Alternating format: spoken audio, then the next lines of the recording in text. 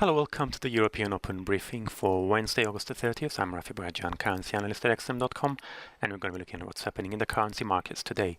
So we're seeing quite a bit of a rebound in the US dollar following yesterday's sharp falls, which came on the back of that latest strike by missile strike by North Korea, which flew over Japan and raised quite a bit of concern about an escalation in the geopolitical crisis there.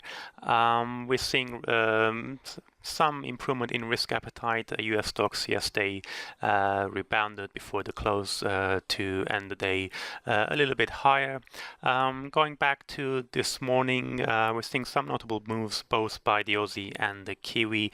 We had some better than expected data out of Australia, which boosted the Australian dollar, but the Kiwi came under pressure after fresh calls by the RBNZ Governor Graham Wheeler for a lower exchange rate, and oil prices have stabilized after yesterday's dip lower, although refineries are still being affected in Texas, which is affecting demand. But let's start now with the US dollar. We can see dollar yen has climbed back above the 110 level. Yesterday it had fallen to more than 4 months low of 108.25. The dollar index fell to 31 months low of 91.62. It has recovered to around 92.47 at the moment, and US Treasury yields have also rebounded after touching 9.5 months lows yesterday.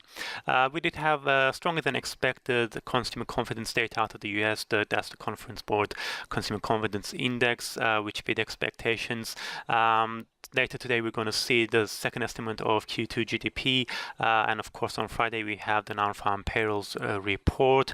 So all of that is helping the recovery, but also the fact that we didn't see a very strong reaction from President Trump yesterday to North Korea's actions.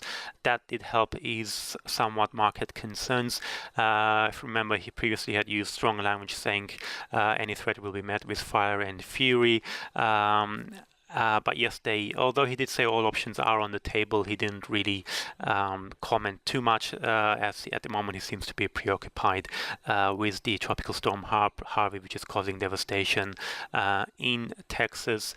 So that muted response did help risk sentiment late yesterday, and which continued into Asian trading today and into European trading at the moment. We can see gold prices have drifted lower. They did surge to a 9.5 months high, $1,325 an ounce, currently trading at 1,307. Swiss franc, we saw a rise sharply yesterday. Dollar did fall to two-year low. It has recovered this morning to around 0.9550. Looking at European currencies, both the euro and the pound had benefited significantly from the dollar side. Yesterday, the euro, we saw it breaking above, reaching, well, actually, it had already broken above 1.20 last week. It reached, extended its gains to 1.2069 yesterday. It has eased back quite significantly to around 1.1960 this morning. The pound rose to two-week high of 1.2978. It is trading just above the 1.29 level. We don't really haven't heard, apart from Draghi's speech on Friday, there hasn't been any news or data relating to the euro other than the dollar weakness. But we do have Eurozone Economic Sentiment Index released that's going to be released very, very shortly. And tomorrow we're going to have the flash Eurozone CPI. So that should bring attention back to the Eurozone. And of course, with the UK, the Brexit negotiations are once again in the headlines. Despite those Brexit position papers being published by the UK government, the EU doesn't seem to be too impressed by those. They're still criticizing the UK's efforts so far in the talks. The EU first wants to settle the Northern Ireland border issue, as well as EU citizens' rights of the EU citizens living in the UK, and how much the UK owes the EU before moving on to the other aspects of the talks. But the UK isn't too happy about that. They want to prioritize trade talks. So it looks like there's still a lot of differences between the two sides, raising concerns that we might not see any significant progress in the talks before the year end. Looking at the anti-Bodian currencies, the Aussie is up this morning while the Kiwi is down. We had Australian building approvals which fell by 1.7% month on month in July. Although this is a drop, it was much better than forecasts of a 5% drop. Plus, we saw an upward revision to the previous month's figure. Tomorrow, we're going to have more important data, the capital expenditure, quarterly capital expenditure figures for the second quarter, and this should give a good indication of next week's GDP numbers. For Australia, the Aussie did jump to 4-week high of 0.7995, just falling short of 0.80, although it has eased back now to around 0.7960. The Kiwi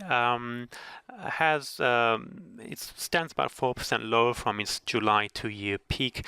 We had a number of factors weighing on the Kiwi, and this morning the Reserve Bank of New Zealand's Governor Graham Wheeler once again reiterated his call for a weaker exchange rate, saying that a lower New Zealand dollar is needed to help boost tradable inflation and deliver a more balanced growth. Although it's not down that significantly, it's just down by 0.1% against the US dollar. Quick look at oil prices now, because yesterday US crude had been affected by the tropical storm Harvey, dropping to 5-week lows. It has steadied around $46.30 a barrel. We are seeing quite a significant number of refineries being shut due to the tropical storm hitting Texas, and this obviously would have quite a big effect on demand. Despite that, though, the latest inventory numbers from API showed that oil stocks fell by 5.78 million barrels last week. Later today, we are going to see the release of the official US government data on inventories. But there's been a more notable impact on gasoline prices. They're currently at a 2-year high as the refinery shutdown has led to shortages, and some analysts are saying that this could lead to prices rising by as much as 10% in the coming weeks. Quick look at today's economic calendar before we go. We did have retail sales numbers out of Japan, which came in above expectations in contrast to yesterday's disappointing household spending figures. The Eurozone economic sentiment index and its associated sub-indices will be in focus later today, as well as German flash inflation data for August ahead of tomorrow's Euro-wide inflation numbers. But the main focus will be US data. We're going to see the GDP second estimates for Q2, as well as the weekly oil inventory numbers from the US Energy Department. That's it from me. Thank you very much for watching, and have a great day.